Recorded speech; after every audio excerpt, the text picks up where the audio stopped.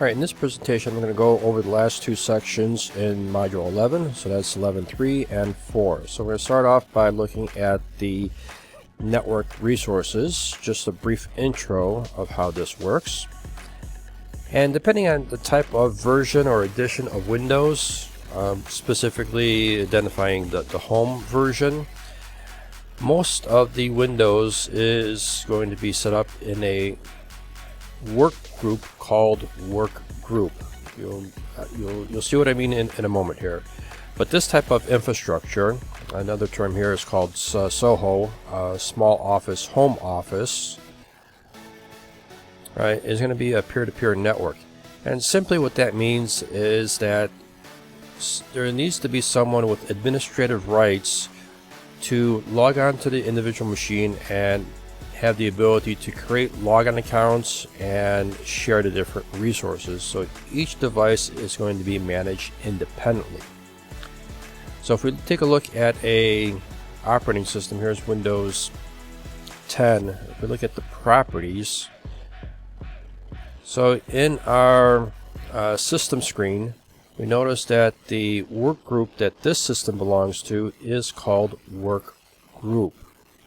Now, and this is also running Windows 10 Pro Home Edition, so this is just a standalone machine connected to the network, being there independently in a way. Another configuration that's utilized in business environments is referred to as a domain, more specifically a Windows domain.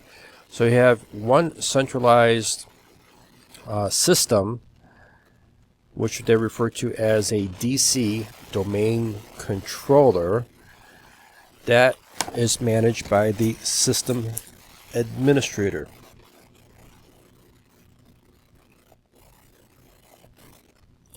Now, depending on how large the infrastructure or the corporation is, we might have multiple servers performing tasks. So basically what happens in this particular configuration is this.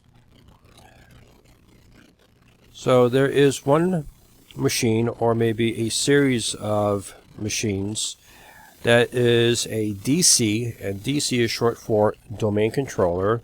And once the system is a domain controller, it also runs AD, Active Directory. So think about this as a server that is acting kind of like, I'll give you kind of a crude example here of like City Hall. So if you think about City Hall having a configuration where it keeps track of all the residences, and all the residences that live in that community have access to the resources. And then from there we have all the different workstations that connect up to it. So if that were the case, then this independent workstation would actually, now this would change from a work group to a domain, and then it will identify a domain name. Now, another quick thing is, you hear me utilizing the term domain. The word domain is utilized with Windows, and also it's utilized with the internet as well. So here specifically I'm referring to a Windows domain.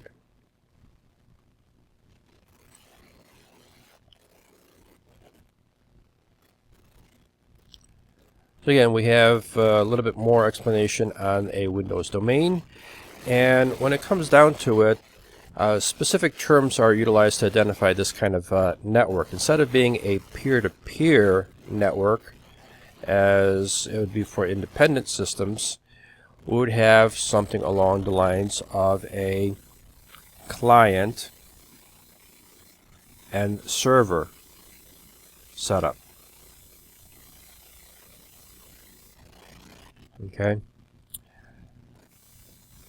So the client is going to request some resources, and it finds those resources from the server.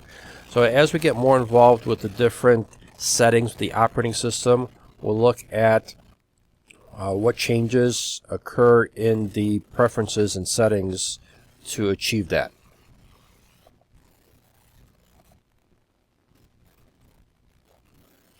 Again, here's a little screenshot of basically changing a independent system to join a domain. So if this was our system, which we want to connect up to domain, we'll click on Change Settings. So in order for us to connect this machine to a domain, we'll click on Change here. And then instead of being a member of a work group, and again here by default it's also referred to as work group, we'll change it to a member of a Windows domain. So if we have a Windows DC domain controller, which also runs AD, Active Directory, we type in the domain, click on OK, and then it'll prompt us to for an administrator password to get acknowledged and get accepted into the domain.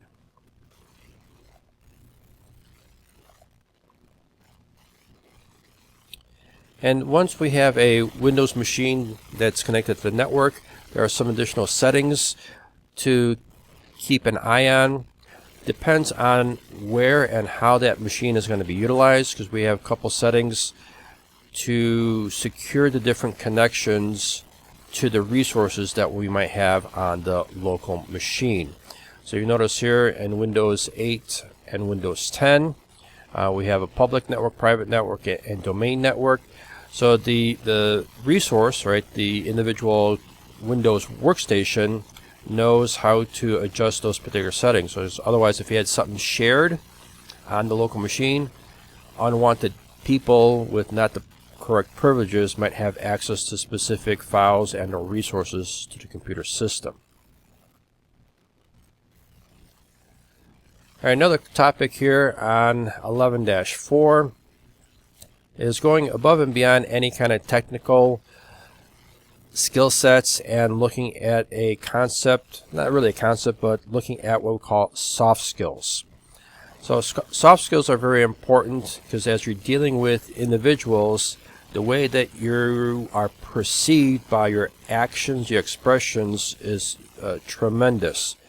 So, you know, this kind of highlights some of the aspects of what soft skills are in terms of, you know, maintaining a positive attitude, becoming dependable and reliable individual, aspects of customer service. I'm pretty sure everyone has good and bad customer service. So this also comes into play for CompTIA. And down below, I believe, or the next page, it will kind of highlight, yes. So the CompTIA Core 2, the second part of the exam, they want you to be familiar with servicing the customer and what type of soft skills you should have. So it doesn't really matter if you're working in IT. Soft skills are transferable to no matter what career and what entity that you're working with. Another quick thing that they mentioned here is basically utilizing some kind of call tracking software or help desk software. Again, this is going to be dependent on how large or big the organization is, if they even have a way to keep track of different types of support issues. And really, that's it for this particular chapter. All right, so that wraps up for this one. As we continue on with the other chapters, we'll get into more details and different settings of the Windows OS.